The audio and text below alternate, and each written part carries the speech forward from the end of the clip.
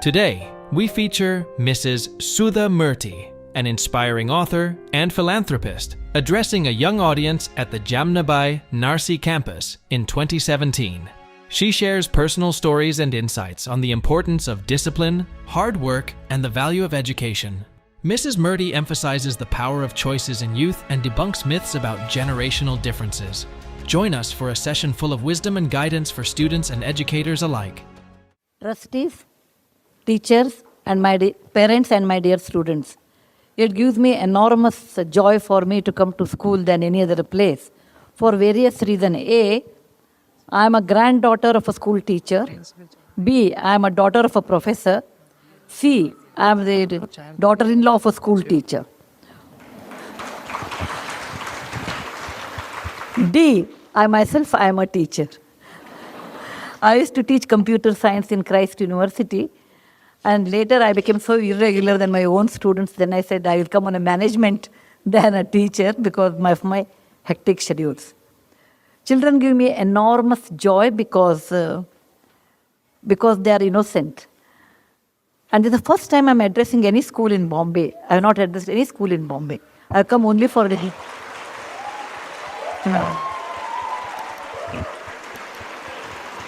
I have only come to Bombay for meetings, never to a school. So when there was an urgent meeting came down today, evening I have a 7 o'clock meeting, then I thought, why can't I come a little early? Anyway, I waste half a day in Bangalore traffic reaching airport. I rather leave at 5 in the morning, reach Bombay at 8:30 so that I can have a session with the students, and then I opted for this.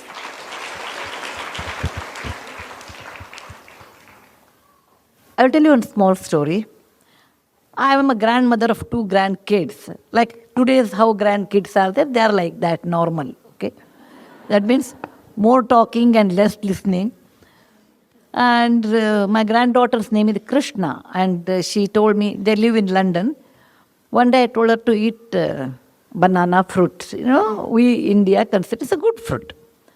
Eat. And then she said, me, Ajji, give me law. She calls me Ajji, like any Kannada grandmother is called, or Maharashtrian grandmother is called. She said, Ajji, give me a set of reasons why one should eat banana, a 5-year kid. Okay? I said, okay, I will tell you a story, and then you feel like eating, you eat. I said, there was a rishi by the name Durvasa. I'm sure most of you know. Whenever he used to go to anybody's place, they used to get scared of him. Why this fellow has come, let him go as early as possible. I'm sure when you are not a nice person, nobody welcomes you. One day his wife told him, look, people, when you go, people run away. Whereas I stayed with you for such a long time, don't you think I deserve a boon or a special gift? First he was very upset. Then he said, okay, fine, I'll give you a special gift. What do you want? She said, I want a fruit which is not grown in Devaloka or up above heaven, which is grown on the earth. Yet it should be used to worship God. B, it should flower once a year and it should not have any seeds. C, all parts of that tree should be used in cooking. D, it should give fruits only once in a year, and the fruit should be not messy kind, not like a mango or apple. And such fruit, without giving that to God, the puja will be incomplete. He said, okay. He made a tree and gave the fruit to the God, and then he called that, her name was Kadali, so he called that fruit the Kadali Phala. Kadali in Sanskrit became banana in English later. So whatever banana tree you see, that is the intelligence of a woman who told her husband the kind of fruit which is easy to eat, whose leaves are used for eating, whose bark is in the stem is used in cooking, whose flower is used in the cooking, which flowers once a year, and there are no seeds. So I told, it's such a great fruit on the earth. If you don't want to eat Krishna, you don't have to eat. But only learned people eat this one. What I'm telling you is, though every generation, it's really wrong to tell that our generation has a lot more stress. That is totally wrong. Parents, Please remove it from your head in case you have such things. I was in Egypt about 15 years back. Then I took on Egyptology, that is a person who knows how to read hieroglyphy, who knows more about Egyptian history, and went to one place which is 7,000 years old, and there I saw the pyramid. Inside the pyramid there was hieroglyphy, so I asked that fellow, what it is written here, you tell me. This fellow told me, the builder of Egypt pyramid have written about next generation. Next generation doesn't respect time, doesn't respect money, doesn't respect elders. They have less common sense, they are less hardworking. I really do not know how they will survive. Suddenly I felt like, my parents talking to me like that. Every generation feels next generation is less than ours. We are very hardworking, we talk. No, that is really not true. Every generation has their own plus and minus, some totally same. Any mathematics teacher or any students who love mathematics will appreciate this. What is 1 by 2? Half. 1 by 2 is 2 by 4. It is also equal to 3 by 6. It's also equal to 4 by 8. It's also equal to 16 by 32. The moment I say 1 by 2 and 16 by 32, 16 is a huge number, 1 is small, but the ratio remains the same. And that is the way every generation has their own plus, minus, their own strengths. I have seen my great-grandmother, my grandmother, my mother and me, and my daughter, 6, 7 generations I have seen. They were always worried about disease because there was no antibiotic in those days. If the child gets fever, the mother would have been panicked. Today you go to a pediatrician. In those days it was not there. Next generation I have seen there was no connectivity. Coming to Bombay is once in lifetime, particularly from people from Karnataka. Every generation undergoes a different stress, but they do undergo stress. Now coming to this topic, they told me that you have to address parents. I said I wanted to address students actually, but if parents are interested, I can. But students may get bored. I want to tell something to students and then I will address parents. Students, you should understand one thing. When you are in school, somebody looks after you. Your teacher, your parents look after you. They will tell you some good words and you really get bored. When they start sermon, your mind goes away somewhere. Because I was also a student once upon a time. Too many things someone tells you, then you won't like it, actually. You won't like it. And too many things we should not tell also. If we want to tell parents, you should always tell in the form of a story. Never tell directly. You should be hardworking. As a child, you may not like it. But please remember, people who care for you only will tell. Third person will not tell. Please don't underestimate your parents and your teachers. It's your duty to understand what they are telling, for what reason they are telling. And you have to actually accept it. And later it will pay its price later part of your life. What you don't learn now will never be learned later. It is always false ideas. When I grow big, I will do. I don't know how many of you have read my book, The Story of Portado. Portado is a real life story. Portado was my classmate. He was reasonably bright, maybe very bright, I suppose. Never came to school, never came to college. I was in engineering college. He used to stay, he was from Goa. He used to come, he was in the hostel and he never used to come to college. Our college was 7 to 11, he will come around 10 o'clock or 9 o'clock, earliest mean 9 o'clock. And he will sit here, sit there, attend 2 classes. After that, afternoon he will come for the lab, etc. End of the year, 1 month he will get up early and he will study. And there is a method in college. You take question papers, April and October. Whatever comes in October will never come in April. Okay?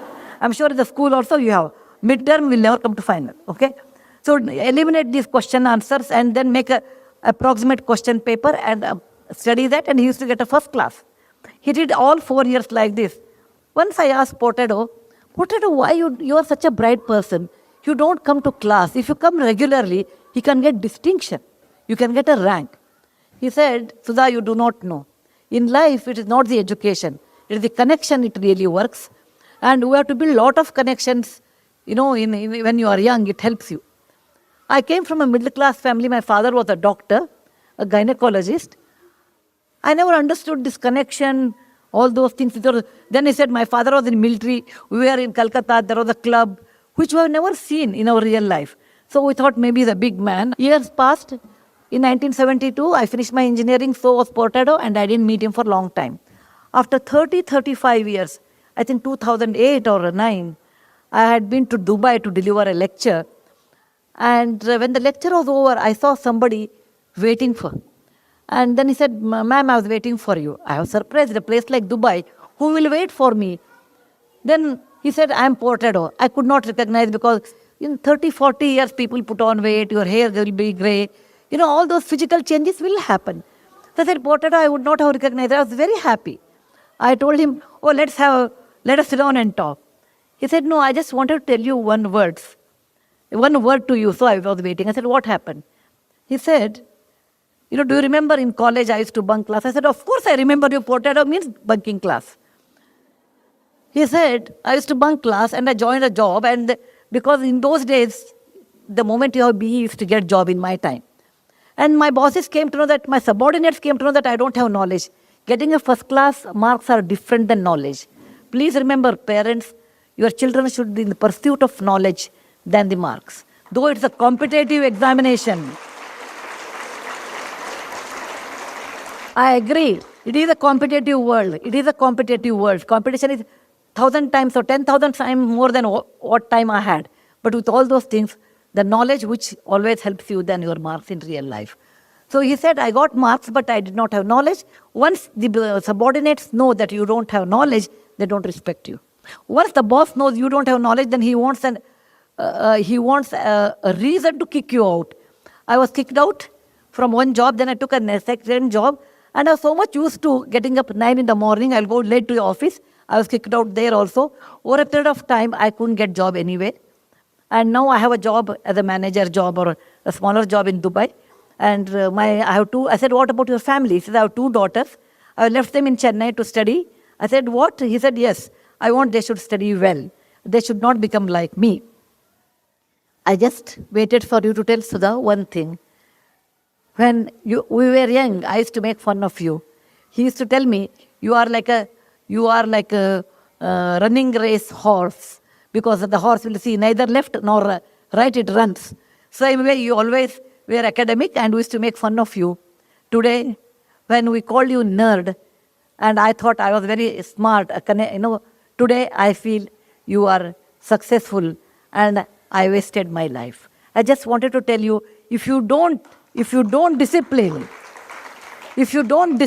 when you are school or in college, you pay a heavy price in later part of your life. Discipline, like coming up in a proper way, writing properly, okay, talking properly, communicating properly, respecting people properly. This really helps a long way in your life. So I don't want you should be like Portado, regretting in your old age. You should remember that to be successful in life, there is no shortcut. The only method is hard work and straight way. And that you have to do. Thank you very much for giving me an opportunity to address both of you. And in case you have any questions in my limited knowledge, and my answers are highly subjective. Okay? It is not, from any group theory I have taken. I will try to answer. Thank you once again.